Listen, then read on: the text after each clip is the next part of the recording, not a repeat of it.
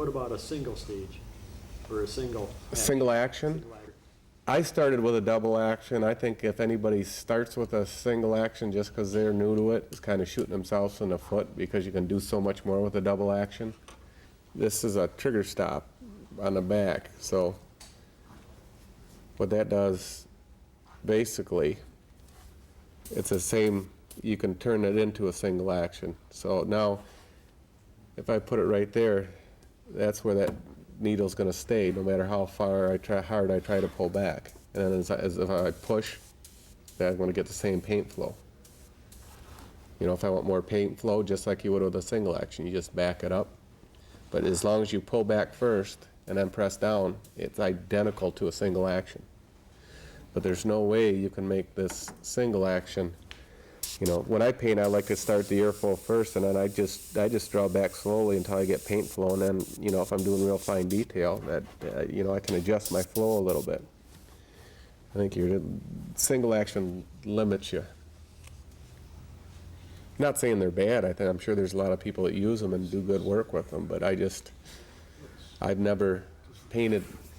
I've painted a little bit with this one just to try it out. And it's just, every time I pick it up, I try to pull the needle, I try to pull the trigger back, and it doesn't feel right. Do you actually paint that close? Well, yeah, so sometimes I'll have, I mean, if I want to get right in close and do the real close detail, like the scales on this fish, I mean, I'll have the airbrush actually almost touching the fish. Just Really? that close, yeah. When you're doing fine details, I mean, the further you pull away, the wider that stream of paint spreads out. Okay. So if you want to catch it where it's just tiny, you got to be right up close and personal. I mean, the Badger, the needles are ground for the velocity and the spirit that's the top and the side feed. They have a 6-degree taper to the needle. So you can actually get back a little further with that than most airbrushes. Most airbrushes have more of a taper like that, where this is longer. That's why the side feed with the .21 tip will paint as good as the Iwata, which has a .18 tip, which is, you know, you're only talking maybe 3 or 4 hundredths of a millimeter difference. But this will paint just as fine because of the 6-degree linear airflow. That's Badger's term, the linear airflow, but that's just the way because the tip's ground is such a fine 6-degree point like that, it flows off it in a finer stream, actually. I guess that'd be a best way to put it. But it does make them a little more delicate, so they're pretty easy to bend if you're not real careful with them. One thing they come with is they come with a regulator that doesn't have these 2 protective prongs, because some guys like to get that close, but I tried it once and I looked away a second and bumped against the hose and the needle was shot. But like I say, the needles are only $7, so it's not that big a deal. If you did that with an Iwata custom micron, you're looking at, I don't know what they are now, $30 just to get a needle. Is there any straightening out the needle if it isn't? There's a couple ways. I mean, you can take 2 quarters, and you know they have the little grooves on the side. It's a 2-man operation. You get somebody to hold the 2 quarters like that, pinch a needle in between, have another guy rotate it and pull it through, lock it right in. Can you follow me? Like it's locking right in between them 2 grooves. You can get one pretty straight that way. What I like to do is just I've got a big piece of glass down in my shop, a nice old mirror, and I'll just take the needle and say if this was a needle, I just like to I'll put a little pressure like this with my finger and just kind of roll it and just keep working it until I get it to where I think it's straight, because usually the only thing I ever bend is the very tip. I've seen some people bring in and the needle's bent way in the back. That's because they let it get dirty and they try to rip it out and bend it, but usually you can get that tip pretty close, and then what I like to do is run it on some steel wool just to polish it back up. Because if you bend it and say it's got just a tiny little, I don't know, like where it bent, maybe there's just a little bit of a burr on it or something, that's going to pick up your paint and your tip's going to clog up.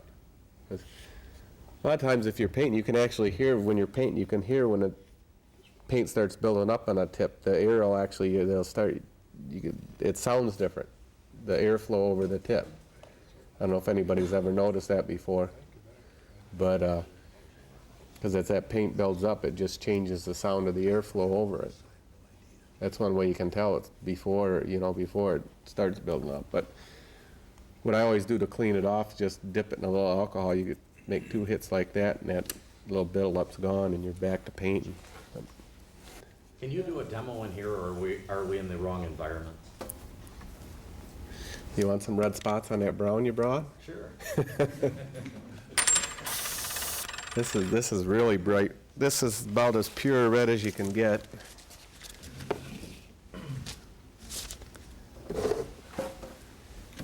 If there's any bird carvers out there that want to paint pheasant wattles, that's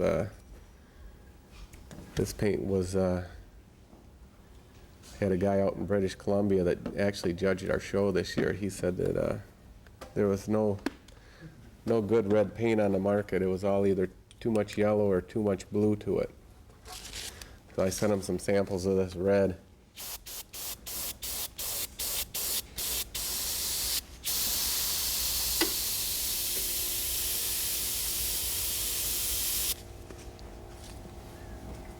Just paint little tiny lines. Oh, my goodness. Wow. Okay, I don't know where the camera is, but paper towel is a good thing to practice on, because the paint just, once it hits, it stays right where you put it. It doesn't blow out. Like if you're painting a fish carving or duck carving or whatever, if you got a smooth surface, sometimes it's hard to get real clean lines. That's where you start doctoring with the pressure. Whereas paper, especially if you get some of the new ones, they have little holes.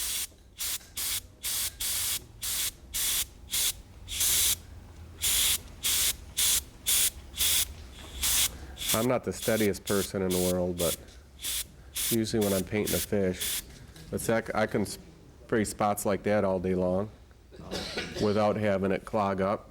But when I try to get real fine spots, like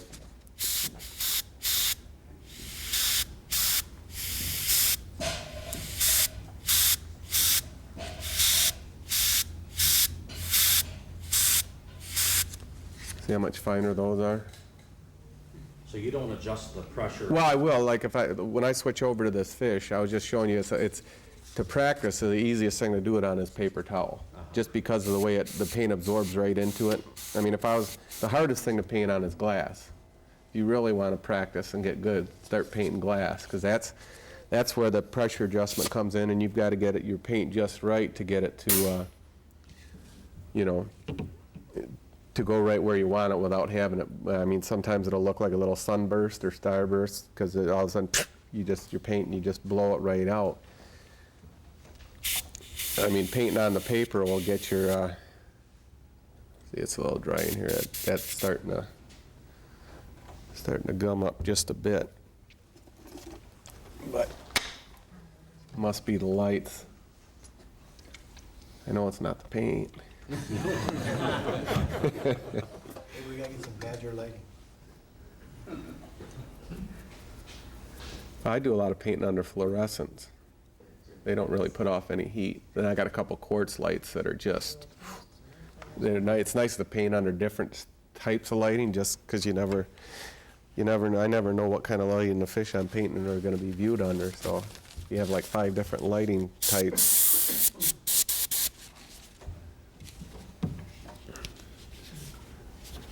But say that this is a tiger trout. Say I wanted a nice orangish yellow in between there. That's when you can hold it back a little further, like that, and just kind of go in between the spots. Because the one gentleman was saying, do you always hold your airbrush far away? I mean, if I'm just trying to fog in between,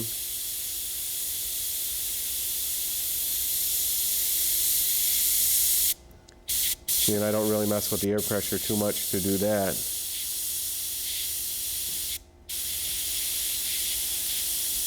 No, pretty much.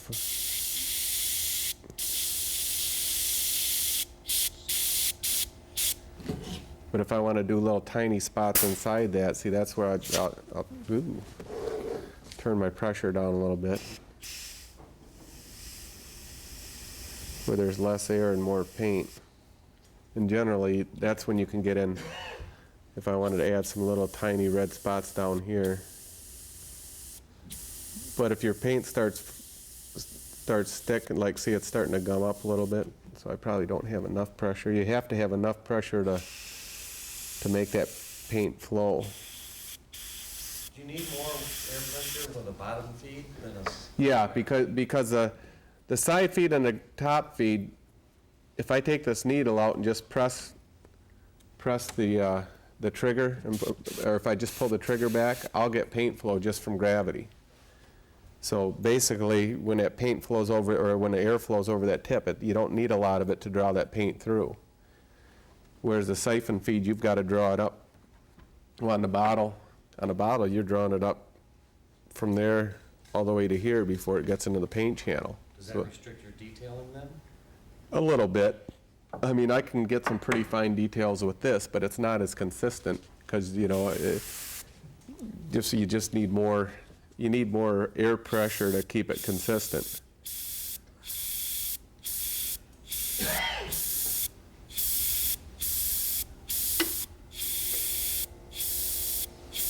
That compressor is starting to get a little noisy.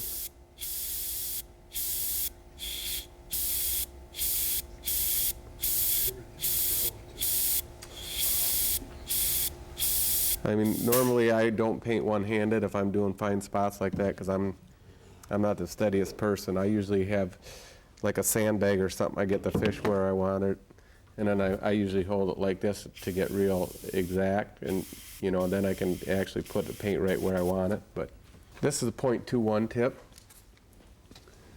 And that's considered their finest tip? Yeah, I don't paint. I had two Iwata custom microns that I sold that had the .18 that I couldn't get as fine a detail because those brushes were more temperamental. You put the base coat on, how wide a path can you put down with airbrush? I don't use any sealers. You know, if I use lacquer, I put lacquer over the paint that I apply as I'm applying it. You know, if I get the markings right on that fish, I'll lock it in with light tone lacquer, and then I'll paint more with water base. I like that, so if I make a mistake, I can just wipe it off, and everything I've laid prior to that is there. But if you were sealing a wood carving or something like that, well, basically, before I clean this out, I'll put this bucket of water up here so I'll show you how I change colors, and I'll show you how I clean the brush. But this is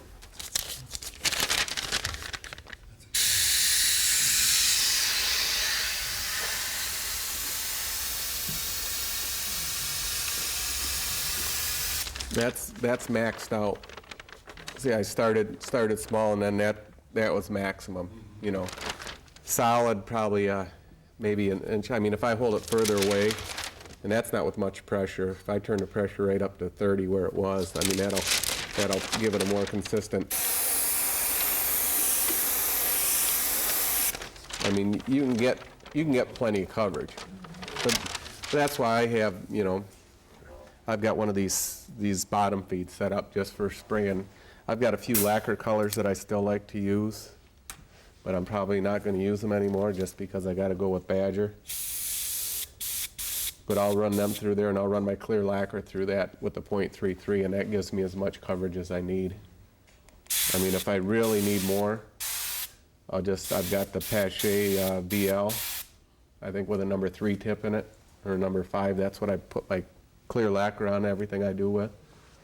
What kind of lacquer do you prefer? I use LT100 base coat sealer by Lifetone. That's just, I use a lot of that.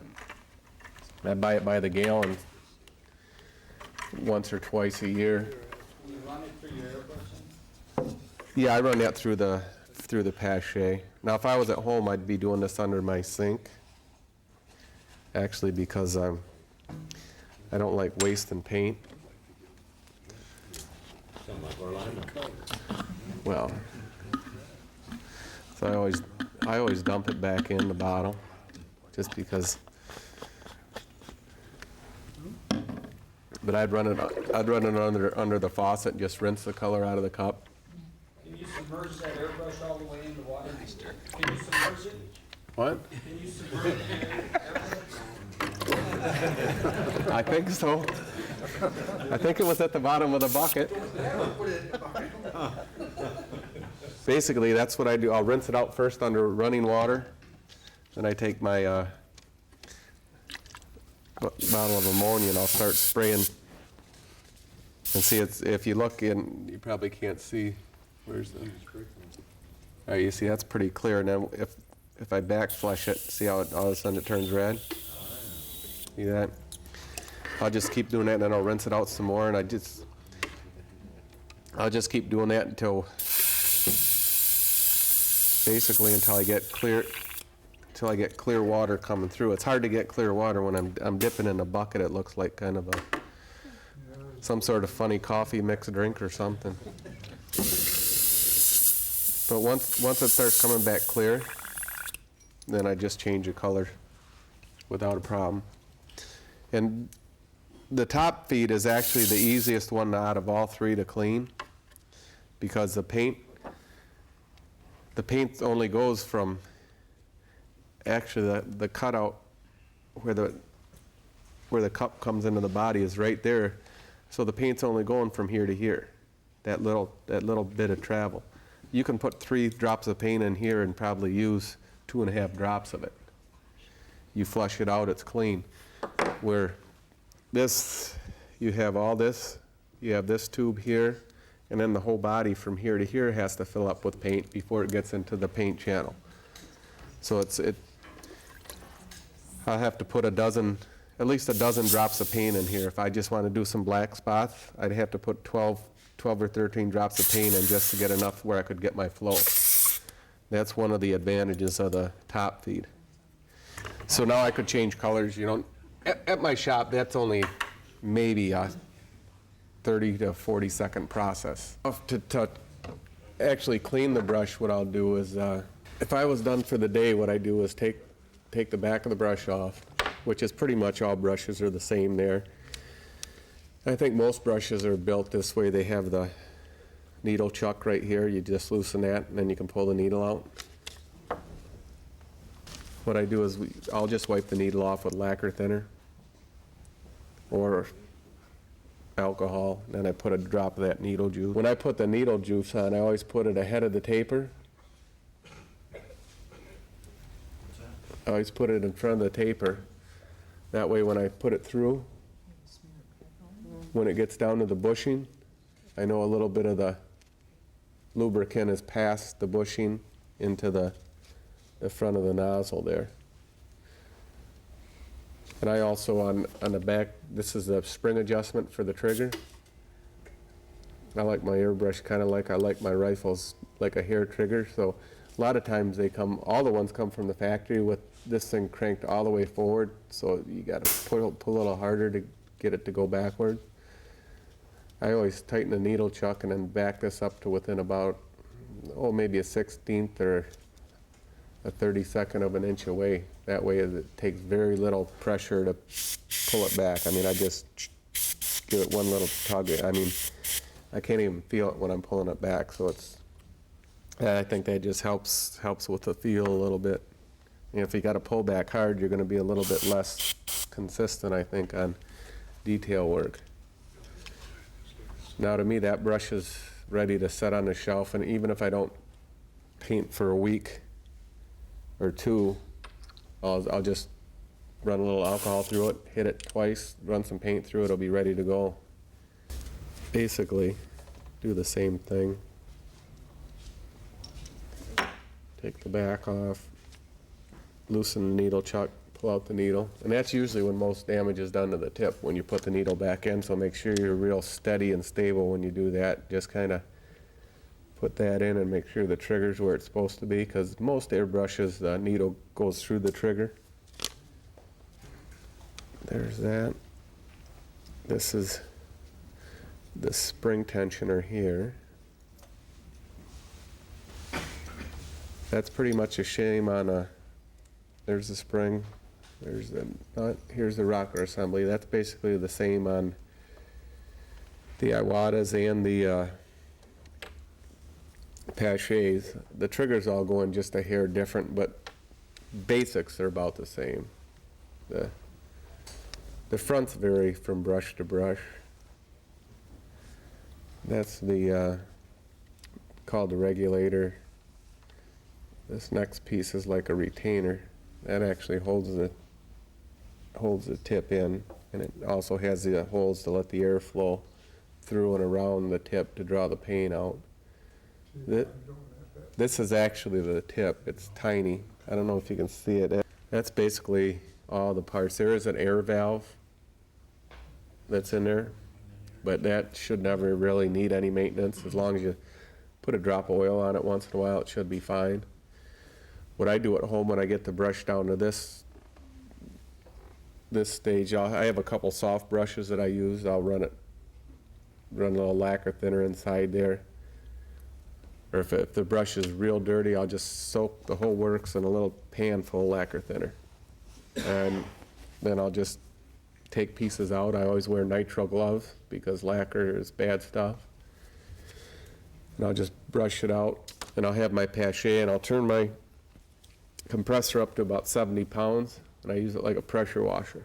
Have my exhaust fan on, and I'll just blow in every, I'll blow in here where the paint channel is, I'll blow here where the paint channel is, down here where the airflow is, through the back, just in case there's any debris. I'll just use it like a pressure washer and just spray it down real good. And have some little tiny brushes, but I really haven't had the Badger plug up on me. Pachet, I used to have they have those 5 or 6 little holes that go through the cone on the tip. I've had used to use a torch cleaner. I don't know if anybody knows what a torch cleaners look like. They're like little tiny wires with almost like a miniature file. Used to use that to clean the holes out, but haven't had any issues with these getting plugged yet. But when I reassemble it after everything's clean, that's where this needle juice comes in handy. I mean, I put it on every piece of threaded. There's threads there, there's threads there. There's threads on both sides of this. I hit everything that's got threads. Here on the needle chuck. On the rocker assembly, there's a little pivot. I hit pretty much everything that's got moving parts where there might be friction. Because the smoother the airbrush works, the better you're going to paint with it. I hit the needle real good. Basically, try to get a little bit down on the air valve's kind of tricky. You got to kind of load the. Now, you'll do this major cleaning how often? When needed. The custom micron I had that I used for doing fine detail work, I think I had it for 4 years. I took it apart twice, but I wasn't using it. That wasn't my day-to-day brush. That was only if I was working on a showpiece or something I wanted to get real fine details. And even the HPSB I had, which was a step down from the custom micron, maybe once every 2 months I'd take it completely apart. As long as you back flush it real good and take the needle out and clean it, that really is all you should have to do. But if you let paint build up on a needle, that'll expand that Teflon bushing, and then you'll start getting paint blowback past that bushing into the housing of the airbrush and the rocker assembly, and then you really have to clean it good, because that's bad. But those Teflon bushings, they will go back and seat themselves against the needle once you get everything clean. But as long as you keep your needle clean, you won't have that issue. I always put the trigger in first. The Pachets are a little tricky. They have that little plunger that sticks down off the bottom of the trigger. those are sometimes fun to try to get in, but don't even remember how the Iwatas are held in. I know I have to take my pache apart quite often because I spray lacquer with it and I don't treat it like it should be treated, so it rewards me with plugging up. Once you have it clean, say you store it for a month, 2 months, any procedures before you start spraying paint? Ready to go? No, like this one that I was just spraying the red paint through, I'll leave that for 2 weeks, not touch it. Maybe I'll grab some alcohol or something and just blow it through it real quick in case there's any water that'll disperse it, just get it, make sure I got good flow. Sometimes just cleaner, or sometimes I just grab the ammonia water solution I have. But as long as you keep everything lubed up the way it should be, I mean, an airbrush should last you forever. It's a fine instrument. Maintain it correctly. There's really not a whole lot that can go wrong with them other than the needle bending or some people would have a tendency to push too hard to seat the needle. You can actually push too hard and split that fine tip. So when I'm putting it together, I should have covered this. I always rotate it as I'm putting the needle in. Once it stops, I don't push too hard. All I do is spin it to make sure I'm seated good. Because you want that, because what you have there is just a taper. You have a tapered cone with a hole, and then the needle fits right in there. It has a matching taper, and that goes in there and it should fit nice and snug. And if you didn't clean it good, if there might be a little paint residue in that tip, if you take and rotate that needle, that'll kind of flatten and smooth it out a little bit. Because if you don't have that needle seated all the way, and you go to paint, you're going to have paint flow without even pulling the needle back because it's not all the way tight.